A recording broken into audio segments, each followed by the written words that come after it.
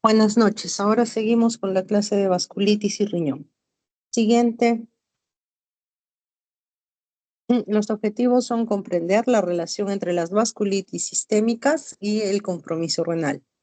Comprender las principales, identificar los principales síndromes clínicos renales asociados a vasculitis.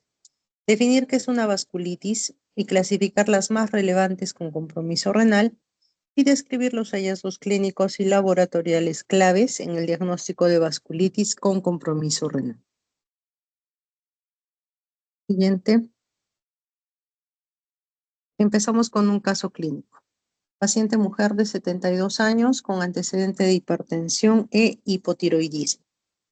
En tratamiento médico acude por emergencia con un tiempo de enfermedad de una semana caracterizado por malestar general, fiebre, artralgias, edema en miembros inferiores y hace 2 días se agrega dolor abdominal y sensación nauseosa. Asimismo, refiere orinas oscuras sin mal olor. Ante esto estamos en una paciente con sintomatología inespecífica, ¿no? Debilidad, fiebre, artralgias, pero llama la atención edemas. También llama la atención el cambio en el color de la orina, sin que esto le genere ardor, molestia o que las orinas sean fétidas, solo que son más oscuras de lo habitual. También me llama la atención las artralgias. Cuando tenemos en mente artralgias, podemos pensar de repente en algo autoinmune, ¿no? Y cuando pensamos en edemas, ¿no? Hay varias etiologías del síndrome edematoso, pero podría ser, ¿por qué no?, algo renal, ¿no? Entonces, avanzamos. En el examen físico, una presión al límite, 16,9, tener en cuenta que ella es hipertensa. Frecuencia cardíaca 85, respiratoria 20, y al examen físico lo llamativo es los edemas en miembros inferiores, 2/3. Abdomen blando, no doloroso y lote. Entonces, lo único positivo al examen clínico son los edemas. Hasta ahí. ¿Cuáles serían sus diagnósticos sindrómicos? Recuerden, la paciente viene por edemas y tiene orinas oscuras. Artralgias también.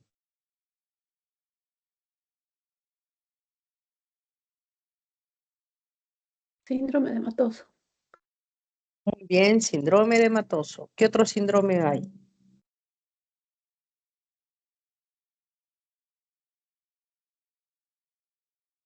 Síndrome de insuficiencia renal. Ya, podemos descartarlo. Y síndrome de hipertensión arterial. Si bien es cierto, es hipertensa, pero hay que mencionarlo. ¿Ya? Las artralgias, la fiebre, ¿no? El malestar general, en este momento todavía son inespecíficos, ¿no? Entonces, cuando pienso en síndrome de insuficiencia renal, yo tendría en cuenta los edemas y el cambio en la coloración de la orina. Ya. Entonces, ¿qué hago? Tengo que pedir toda la analítica para ver si es que hay algún problema renal o no, y si aparte de ello hay alguna otra enfermedad que puede estar sobreagregada. Entonces, lo básico que es leucocitos, un hemograma, ¿no? Los leucocitos dentro de parámetros normales, la hemoglobina también. Una creatinina bastante alta, 7,52, una urea en 94. Sodio bajo, una hiponatremia leve, potasio dentro de rangos normales, colesterol un poquito elevado, triglicéridos también un poquito elevados, una albúmina en 3,2. Recuerden que en el perfil renal básico siempre se incluye un examen completo de orina, más aún en este caso cuando la paciente nota un cambio en la coloración que pudiera ser hematuria, ¿no? Y sí, pues evidentemente se ve que leucocitos de 4 a 6 por campo y hematíes más de 100 por campo. Entonces, si llego hasta ahí con mi perfil renal básico y yo tengo en cuenta paciente mujer añosa, adulta mayor, que tiene sintomatología general, que tiene fiebre, que tiene artralgias, que tiene hematuria y tiene edemas, mi primera presunción diagnóstica es una vasculitis con compromiso renal. ¿Por qué? Porque la vasculitis con compromiso renal asemeja o es un síndrome, está enmarcada dentro de un síndrome nefrítico. El síndrome nefrítico se caracteriza por edemas, hipertensión y hematuria. Y tenemos la triada. La paciente, bueno, ya es hipertensa como antecedente, pero sigue su presión alta, tiene edemas, tiene hematuria. Entonces, ¿qué tengo que hacer? Ampliar mis estudios. ¿Y qué le pido? Una proteinuria en 24 horas para ver si la pérdida de proteínas está en un rango nefrótico o nefrítico. Y también los marcadores serológicos para vasculitis. En este caso son los anticuerpos ANCA. Hay dos ANCA, como vamos a ver en la clase, el ANCA-C y el ANCA-P. Al final de la clase ustedes me dirán qué tipo de vasculitis tiene esta paciente, teniendo en cuenta que su resultado de ANCA-P es el positivo. Y vemos que su proteinuria sí es significativa, pero es menor a 3.5, por ende es un síndrome nefrítico. Entonces, ¿cuál sería la impresión de ambos? Una vasculitis con compromiso renal, una vasculitis ANCA-P. Al final de la clase ustedes me van a decir el nombre específico de la vasculitis. ¿Ok? Siguiente.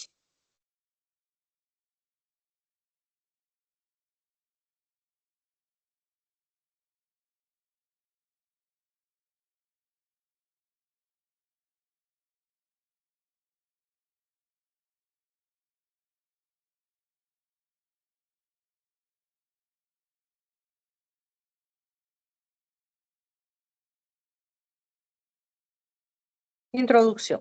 ¿Qué son las vasculitis? Las vasculitis son un grupo heterogéneo de enfermedades que se caracterizan por la presencia de inflamación leucocitaria en las paredes de los vasos. Por ende, se va a perder la integridad de los vasos y esto va a conllevar a sangrados, isquemia o necrosis de los tejidos. La vasculitis es una enfermedad sistémica, afecta a múltiples vasos, no necesariamente al riñón, ¿no? Es una enfermedad sistémica.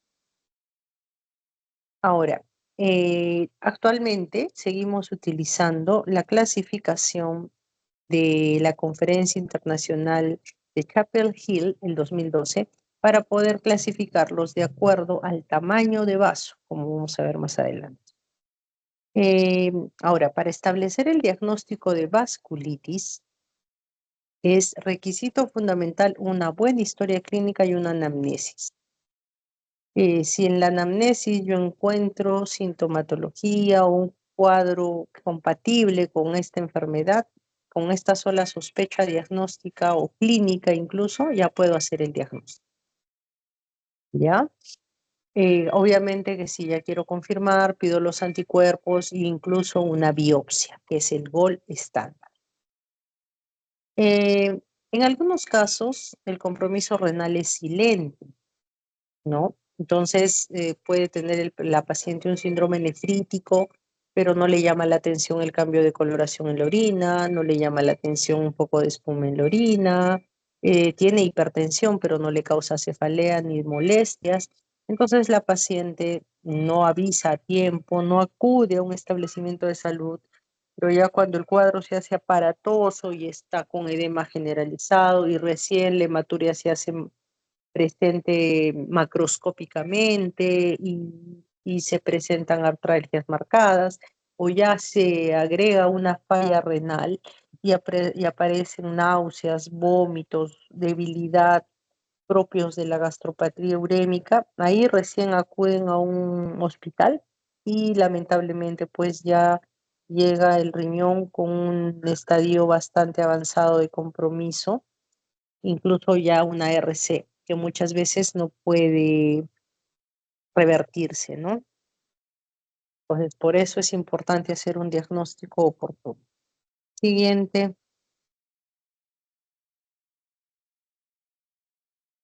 Entonces, para que les queden claros algunos conceptos, lo más importante es saber que las vasculitis, ¿no?, son inflamación de la pared de los vasos y hay que clasificarlas en dos grandes tipos, según la etiología, ¿no? Las vasculitis primarias y las vasculitis secundarias.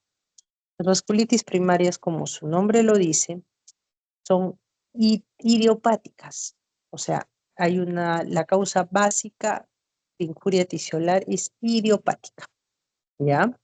¿Cuál va a ser el mecanismo? Una inflamación directa, una necrosis o trombosis de los vasos, de las médulas, arterias o arteriolas. ¿Cómo pueden ser estas vasculitis? Generalizadas o localizadas.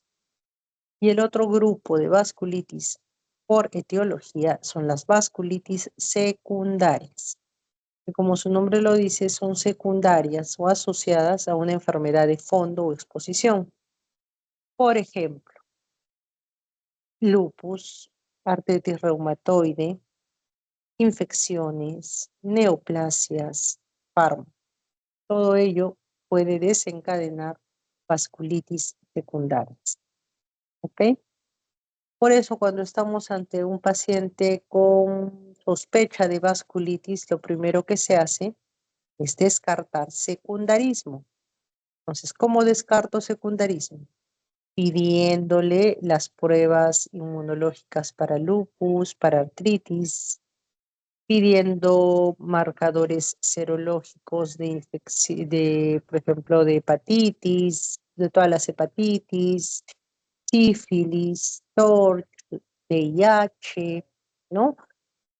Descartar que alguna infección esté provocando esta vasculitis.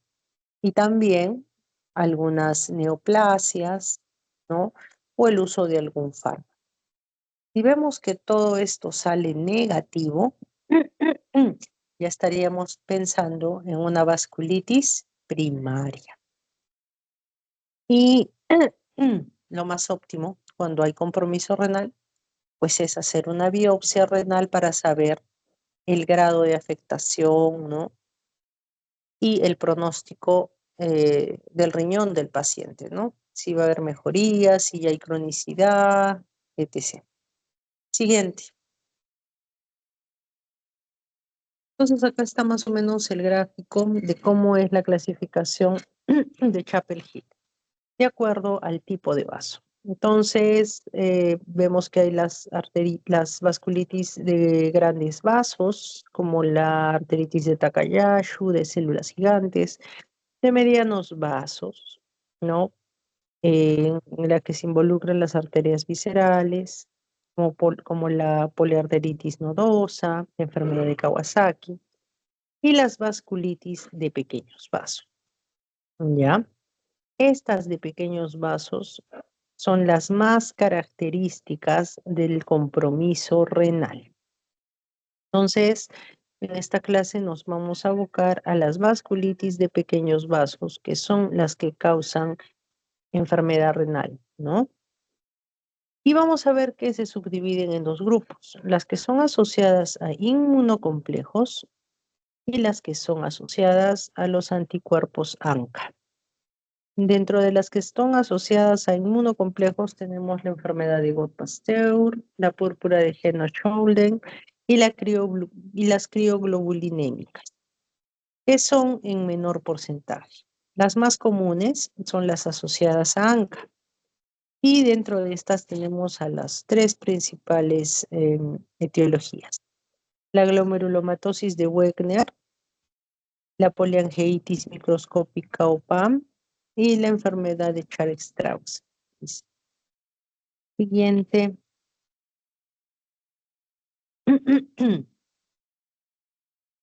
Para clasificarlas, no solo es importante saber el tamaño de los vasos, sino también correlacionar con datos clínicos, demográficos, histológicos, la serología, ¿no? Entonces, las vasculitis se consideran entidades clínico-patológicas. Entonces, recordar que la historia clínica es importante, que nos puede orientar, ¿no? Antecedentes, por ejemplo, episodios de sinusitis crónica o autotubaritis recurrente se asocia a la poliangiitis granulomatosa. Por ejemplo, si te dice que tiene antecedentes de rinitis y asma, más la asociamos a la poliangitis granulomatosa eosinofílica. Entonces, por eso es que cobra importancia la historia clínica y los antecedentes. Como habíamos visto, las vasculitis secundarias pueden deberse a una enfermedad autoinmune previa o a un proceso infeccioso de hepatitis, ¿no? Alguna neoplasia linfoproliferativa, ¿no? Pero recordar que la afectación renal es infrecuente en las vasculitis de grandes y medianos vasos, ¿no? No se presentan muchos casos de estas vasculitis, pero los que se han descrito son debido a lesiones de las arterias renales, provocando estenosis de la arteria renal o degeneración aneurismática en la arteria renal. Siguiente. Como nos vamos a enfocar en las vasculitis de pequeños vasos, recordar que se subdividen en dos grupos, las asociadas a ANCA o PAUS inmunes y las asociadas a inmunocomplejos. Las ANCAs, que son más comunes, las asociadas a los anticuerpos ANCA, ¿cuál va a ser su mecanismo? Van a existir los anticuerpos contra el citoplasma de neutrófilos, ¿no? Y estos, ¿no? Se van a depositar en la pared del vaso. Dentro de estas vasculitis pausinmune, las principales entidades clínicas son la PAM, que es la que se presenta en mayor porcentaje, luego la granulomatosis con poliangiitis y la granulomatosis eosinofílica con poliangiitis o Char-Strauss. En cambio, en las de inmunocomplejos, el mecanismo es el depósito de inmunoglobulinas o fracciones del complemento en la pared de los vasos. Y las más comunes son la vasculitis por IgA, la vasculitis crioglobulinémica y la enfermedad por anticuerpos antimembrana basal glomerular. Siguiente. ¿Cómo va a ser el cuadro clínico? Pues el cuadro clínico va de signos y síntomas sistémicos a lo focal o localizado, ¿no? Entonces, siempre va a haber en las vasculitis una fase prodrómica o una fase sistémica en cual las manifestaciones van a ser fiebre. Fiebre de origen desconocido entre 38 y 39. Ustedes saben que la principal causa de fiebre es un proceso infeccioso. Entonces, obviamente, lo que tenemos que descartar es cualquier infección aguda o crónica. Y si pese a ello persiste la fiebre, ¿por qué no pensar en un paciente con vasculitis? Más aún cuando esta fiebre se acompaña de astenia, pérdida de peso. Hasta ahí, fiebre, astenia y pérdida de peso, podría pensar incluso en un NM, ¿no? En una neoplasia oculta, ¿no? Pero si a esto se le asocia mialgias y artralgias, ya me alejo un poquito de la neoplasia oculta y más pensaría en algo autoinmune y, ¿por qué no, una vasculitis, ¿no? Lupus, vasculitis, ¿por qué no? Entonces, recuerden esta triada de la fase prodrómica, ¿ok? Posterior a ello, ya empieza el daño de órgano blanco, ¿no? Entonces, cuando la lesión es a nivel pulmonar, ¿qué podemos encontrar? Hemorragia alveolar, nódulos. Cuando el compromiso es a nivel neurológico, se afectan los nervios periféricos, provocando una mononeuritis múltiple. Y cuando la afectación es renal, encontramos un sedimento urinario activo llamado el riñón de la glomerulonefritis rápidamente progresiva. ¿Por qué glomerulonefritis rápidamente progresiva? Como su nombre lo dice, porque en cuestión de horas o días rápidamente deteriora la función del riñón y vamos a ver cómo se elevan en cuestión de 2 o 3 días la creatinina y la urea. El paciente puede ingresar con una creatinina de 0,5 y a las 48 horas ya triplica o cuadriplica el valor basal. Entonces, cuando hay una vasculitis con afectación renal, con el patrón de una glomerulonefritis rápidamente progresiva, estamos ante una urgencia nefrológica y rápidamente debemos iniciar el tratamiento inmunosupresor mientras podemos preparar a la paciente para una biopsia y establecer el pronóstico y tratamiento adecuado. Siguiente. Entonces, ¿cómo son los signos y síntomas de una vasculitis con compromiso renal?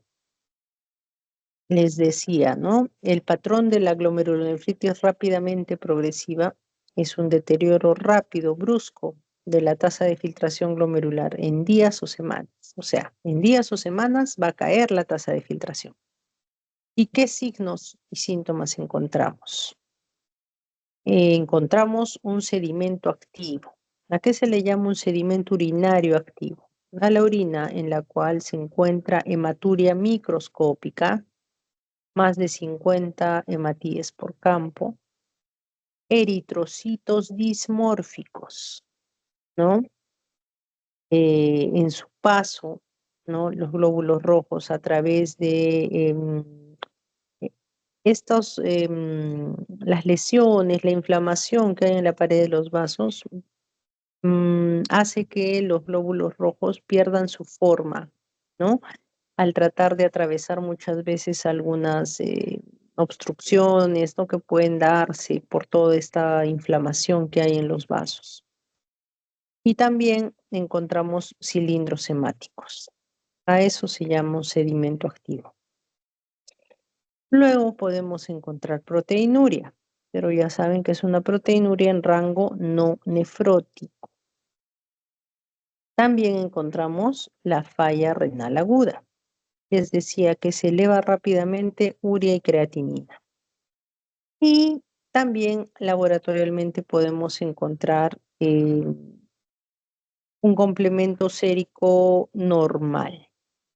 O sea, no hay consumo de complemento. Muy bien. Siguiente. Pero los pacientes muchas veces no llegan solo con el compromiso renal. También pueden tener a la par compromiso o manifestaciones extrarrenales en otros órganos. Y lo más común, ¿no? En una vasculitis con compromiso renal es la manifestación pulmonar y la manifestación cutánea. Entonces, cuando también se compromete a la par riñón y pulmón, estamos ante un síndrome riñón-pulmón.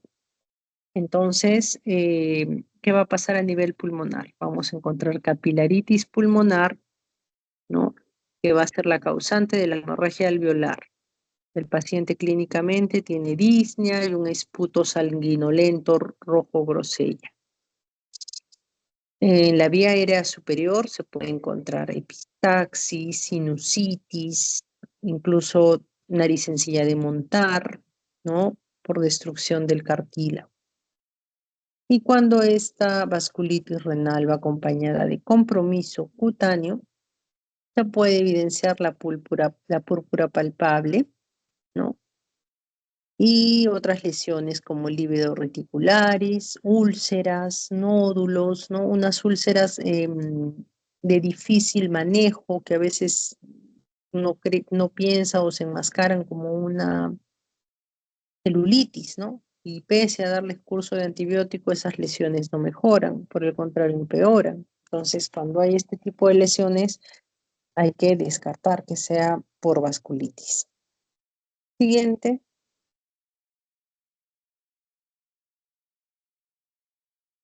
Entonces, ¿cómo funcionan estos anticuerpos anticitoplasma de neutrófilo? Primariamente, Primeramente, va a haber unas citoquinas, ¿no? Proinflamatorias, como el factor de necrosis tumoral, alfa, la interleuquina 1, ¿qué van a hacer? Van a estimular al neutrófilo, ¿no? Y finalmente va a haber una traslocación de dos tipos de antígenos, el PR3 o el MPO, desde los gránulos a la superficie de la célula, como se ve ahí. Un segundo paso es la activación y adherencia. Los autoanticuerpos ANCA, ya sea PR3 o MPO, se van a unir a los antígenos superficiales y receptores, ¿no? Y como consecuencia de ello va a haber una adherencia masiva de los neutrófilos al endotelio vascular activado, ¿no? Entonces ahí se unen estos neutrófilos. Y finalmente va a haber una interacción entre el endotelio y el neutrófilo que va a disparar la degranulación.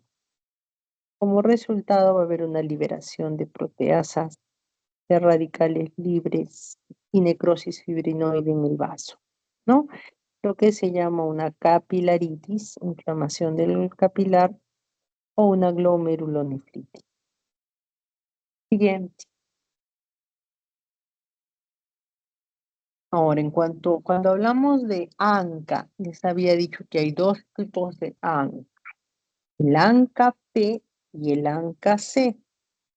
El ANCA-P provoca un patrón en la inmunofluorescencia indirecta, un patrón perinuclear, una tensión alrededor del núcleo, y el antígeno diana va a ser el MPO, la mieloperoxidasa. ¿Con qué se asocian los ANCA-P? Es decir, si tenemos una vasculitis y el ANCA-P sale positivo, pensamos en poliangeitis microscópica o PAM y en la granulomatosis eosinofílica o Char-Strauss. En cambio, cuando estamos ante un ANCA-T positivo, el patrón de inmunofluorescencia va a ser citoplasmático, difuso y granular. ¿Y cuál va a ser el antígeno diana? La proteinasa 3, ¿no? Por eso a los ANCA-C se les conoce como los anticuerpos anti-PR3 y a los ANCA-P como los anti-MPO. ¿Con qué se relacionan los ANCA-C? ¿En qué patologías los ANCA-C son positivos?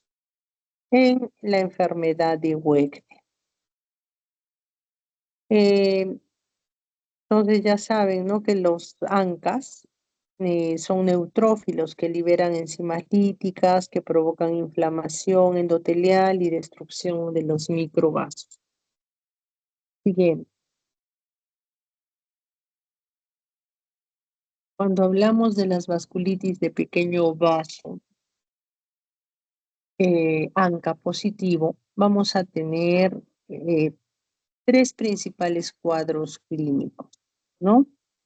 Tenemos, por ejemplo, la granulomatosis con poliangeitis, ¿no? En la cual el ANCA positivo va a ser el ANCA PR3 en un 90-95% de casos, ¿no? Y el daño va a ser granulomatoso de vía aérea superior más compromiso renal.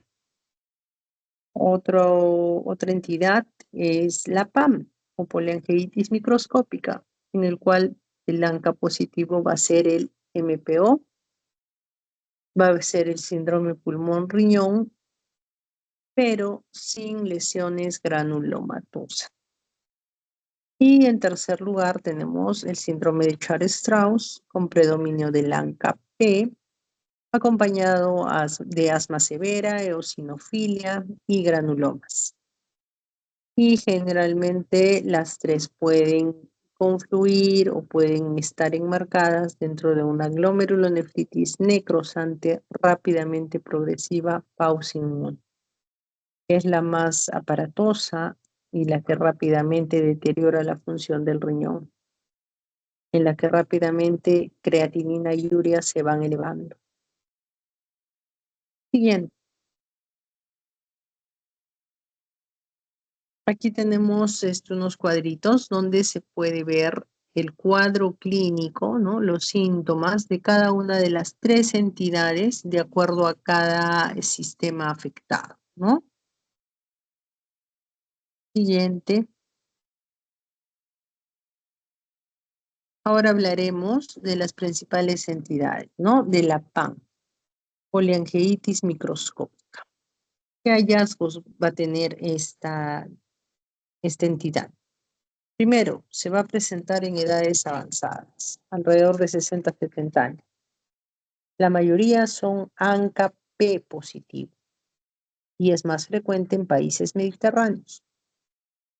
Obviamente la afectación renal es muy frecuente, un 80-90% de casos. Puede causar con una fase prodrómica indolente, con manifestaciones inespecíficas que ya habíamos visto, fiebre, artralgias, dolor, debilidad, baja de peso. Y luego ya se hace presente el cuadro renal. Una vez que se da el patrón anatomopatológico va a ser de una glomerulonefritis necrotizante, focal y segmentaria, que se puede asociar a una capilaritis pulmonar, ¿no? Que se caracteriza también por infiltrados pulmonares difusos. En esta PAM no hay granulomas, ¿no? O sea, no es una inflamación granulomatosa, entonces no encontramos granuloma. Siguiente. Ahora hablaremos de Wegener. ¿Cuáles son los hallazgos más característicos de la enfermedad de Wegener? Primero, se presenta mayormente en el sexo masculino, también en la edad adulta mayor, de 60 a 70 años. En mujeres, la edad de inicio es más temprana. Va a representar el 50% de todas las vasculitis ANCA positivas. Y se asocia con el ANCA-C. Entonces, en PAM, ANCA-P y en Wegener, ANCA-C. La inflamación granulomatosa se puede dar, ¿no? Y también la no granulomatosa extravascular, fuera de los vasos. Aquí es donde en los casos severos podemos ver la nariz sencilla de montar por destrucción del cartílago. Y a nivel pulmonar también podemos evidenciar tos, disnea o hemoptisis. Entonces, en cuanto a la afectación del tracto respiratorio, podemos encontrar los nódulos pulmonares cavitados, una glomerulonefritis necrotizante a nivel renal, y no se olviden de la afectación oftalmológica y otorrinolaringológica, sinusitis, otitis, rinorrea, erosión ósea y en casos severos la nariz sencilla de montar. Siguiente. La tercera entidad es la enfermedad de Churg-Strauss o granulomatosis eosinofílica con poliangiitis.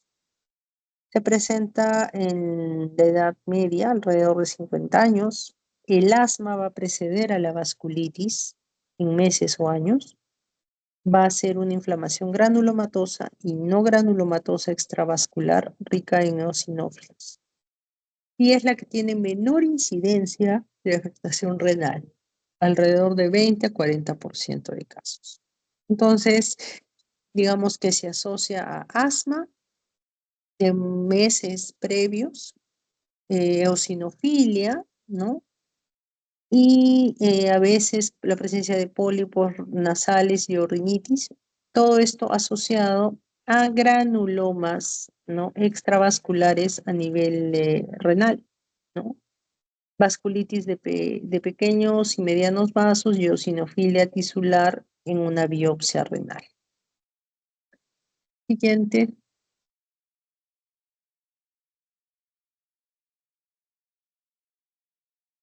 En el tracto respiratorio podemos encontrar infiltrados que son transitorios. Podemos encontrar también afectación cardíaca, afectación del tracto gastrointestinal y afectación del sistema nervioso periférico. En Chart-Strauss los ANCAs positivos son en menos del 50% de casos, siendo el positivo el ANCA-P. Cuando este ANCA-P es positivo en un Chart-Strauss, hay mayor riesgo de que se dé las complicaciones severas a nivel renal, como una glomerulonefritis rápidamente progresiva o una hemorragia alveolar a nivel pulmonar. Los que tienen ANCA negativos pueden hacer compromiso cardíaco. Siguiente. También hay una entidad, ¿no?, que es poco conocida porque hay poca casuística, es la vasculitis limitada al riñón, ¿no?, en la cual es positivo los ANCAs P. Forma parte tanto de la glomerulomatosis de Wegener como la PAM. Los hallazgos histopatológicos no se distinguen mucho de estas dos. Y también puede estar precedido por manifestaciones extrarrenales de cualquiera de las dos entidades, ¿no? Tanto de PAN como de WEG. Siguiente. Para el diagnóstico, no se olviden, una historia clínica detallada, ¿no?, para poder asociar antecedentes patológicos con el compromiso renal, a ver si es un síndrome pulmón-riñón, piel-riñón, ¿no? Y de acuerdo a ello, ver, ¿no?, a qué entidad puede pertenecer esta vasculitis. Las pruebas de laboratorio, que muchas veces son inespecíficas si es que no las sumamos a una buena historia clínica y a un dato histopatológico, ¿no?, que nos puede brindar la biopsia de cualquier órgano, no necesariamente del riñón. Y bueno, la histología, ¿no? La biopsia es el gol estándar de las vasculitis, ¿no?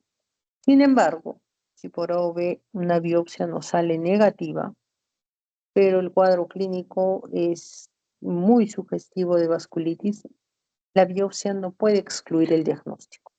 Más aún si la clínica y el examen laboratorial, ¿no?, los anticuerpos o los ANCA salen positivos, no podemos decir si la biopsia sale mal o negativa, no podemos excluir a las vasculitis, porque recuerden mucho que las biopsias son operador dependientes. De repente no se tomó una muestra adecuada de glomérulos, o si la biopsia fue de piel, la muestra fue insuficiente o justo cogió un área que no estaba lesionada, ¿no? Entonces, si bien es cierto, es el gol estándar, hay que tener cuidado porque muchas veces es operador dependiente. Entonces, para un diagnóstico adecuado tenemos que unir preclínica, exámenes de apoyo diagnóstico y la histología. Siguiente. Acá tenemos un algoritmo, ¿no? Tenemos, por ejemplo, un paciente, como el caso clínico, con una clínica sugestiva de vasculitis y está asociada a ANCA-P. Entonces tenemos que solicitar ANCA-C y ANCA-P para ver cuál de los dos es positivo. Si nos sale, por ejemplo, ANCA-P o ANCA-C positivo, nuestro siguiente paso es biopsiar. ¿Biopsiar para qué? Para saber el pronóstico del paciente, el grado de daño y también, ¿por qué no, definir el tratamiento? Cuándo ser más cauto o cuándo ser más agresivo, dependiendo del grado de afectación del órgano. Y en la biopsia, ¿no?, nosotros vemos, bueno, si tenemos un paciente que el compromiso es netamente renal, la biopsia que procede es una biopsia renal. Pero si es un paciente que no tiene compromiso renal, que tiene de repente compromiso pulmonar, compromiso neurológico, pues se hará una biopsia de pulmón, del nódulo, una biopsia de nervio, o si el compromiso es piel, una biopsia de piel, ¿no? Entonces se biopsiará el órgano comprometido. Una vez que tenemos la confirmación histológica de vasculitis, iniciamos el tratamiento. Pero va a haber casos en los que no podemos realizar una biopsia. Aparte de alguna contraindicación absoluta, de repente no contamos donde estamos con un personal que pueda hacer la biopsia, entre muchas causas, ¿no? Entonces, el hecho de no biopsiar no quiere decir que no podamos iniciar el tratamiento. De todas formas, si la clínica es sugestiva más los exámenes serológicos, se inicia el tratamiento. Y más aún, si estamos ante una glomerulonefritis rápidamente progresiva, iniciamos el tratamiento precozmente y una vez que se estabilice el paciente, de repente lo podemos programar para una biopsia. Siguiente.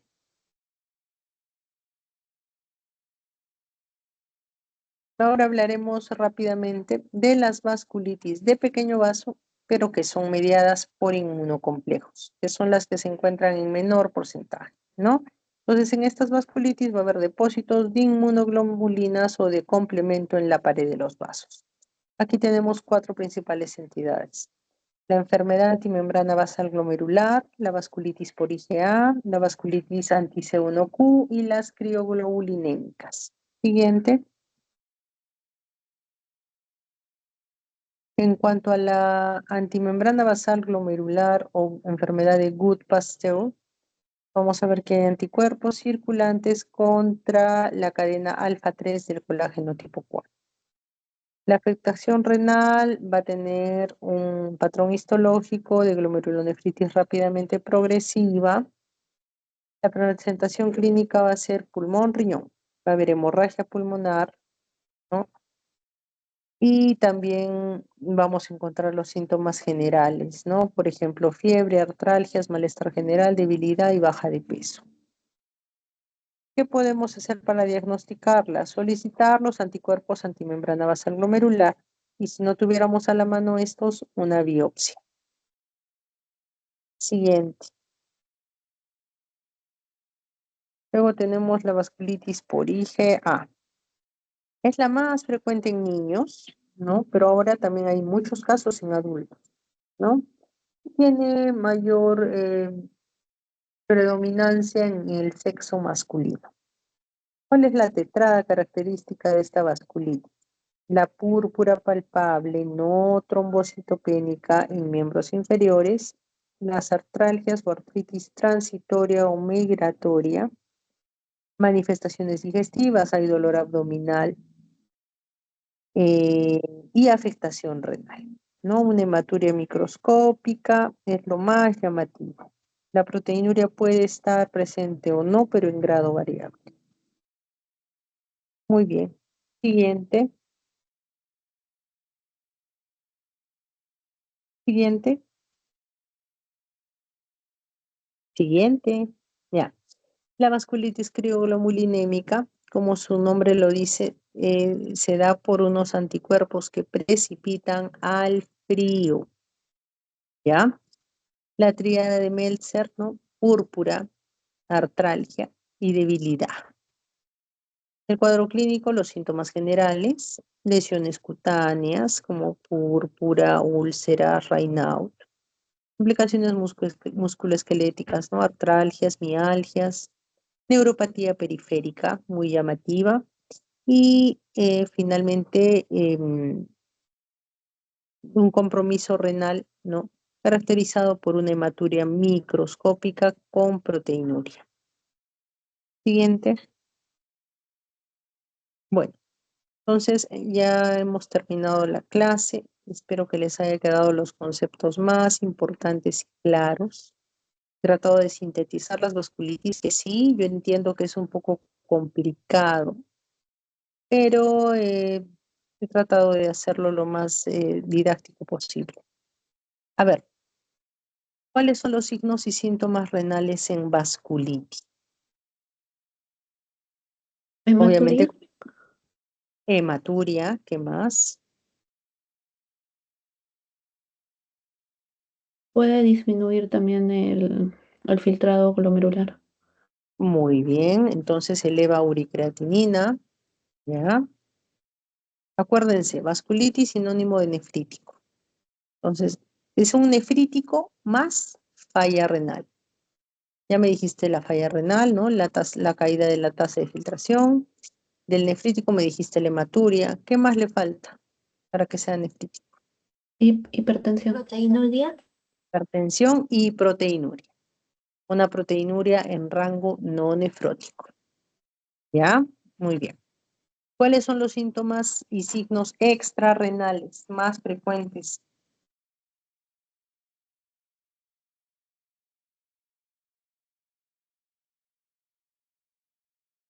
Aparte de comprometer riñón, ¿qué compromete frecuentemente? Artralgias que padecía la paciente al inicio. Esos son los comunes, ¿no es cierto? Pero a veces se asocia el daño renal con daño en otro órgano. Entonces ahí viene el síndrome pulmón-riñón y también la afectación dérmica, ¿no? Hemos visto la hemoptisis, tos, disnea, en La el caso de púrpura. en piel púrpura, úlceras de difícil manejo, fine out, ¿no? No se olvide, ¿ya? Siempre la vasculitis con compromiso renal se va de la mano, siempre eh, daña a la par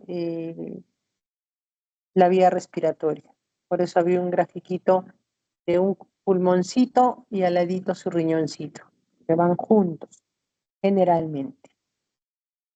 ¿Cuáles son las formas de presentación clínica de la vasculitis ANCA positiva? 3 son las principales, acuérdense. Las más comunes. La PAM. La PAM. ¿Ya? ¿Qué más? Granulomatosis con poliangiitis. Ya. Wegener. ¿Y cuál más? La eosinofílica, ¿qué se llama? Char-Strauss. Strauss. Esas 3. Wegener, Strauss y la PAN. Muy bien. ¿Cómo se hace el diagnóstico de vasculitis con afectación renal?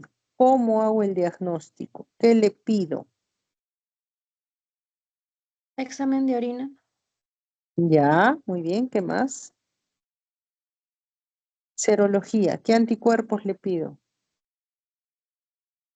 ANCA y complemento. ANCA C, ANCA P. No es necesario el complemento, porque obviamente este complemento tiene que estar normal, ¿no?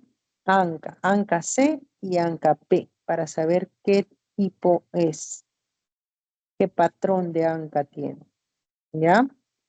Obviamente el gol estándar es una biopsia del órgano afectado, ¿no?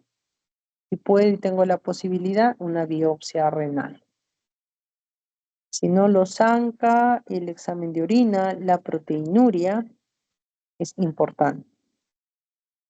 Y a ver, el cuadro clínico de una PAM. ¿Cómo es el cuadro clínico de una PAM? ¿Qué es la que más frecuente?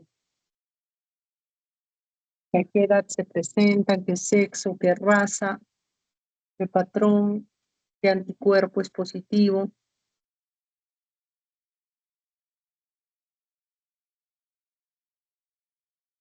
Puede haber hematuria, proteinuria.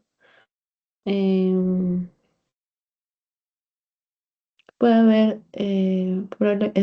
síntomas respiratorios como disnea. Hemoptisis también recuerdo que también comentó. Muy bien. Entonces, el cuadro clínico del inicio, ¿cuál es el diagnóstico? ¿Una PAM, Strauss o Wegener?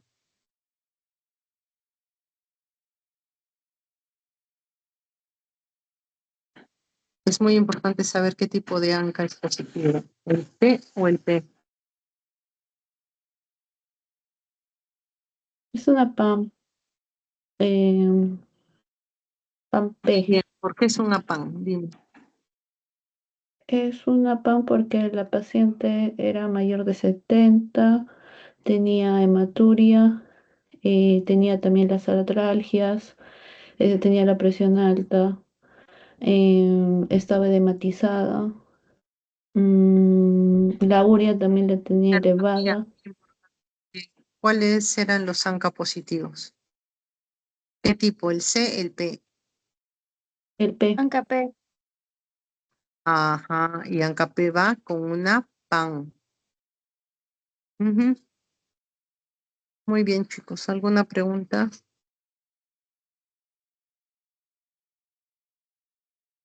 Mm. Bueno, si no hay preguntas, ya con calma repasen la clase y van a ver que se les va a hacer al inicio un poquito complicado, pero asociando signos y síntomas ya lo van a entender un poco mejor. Ya, chicos, suerte. Nos vemos en una próxima oportunidad. Gracias, doctora. Buenas noches.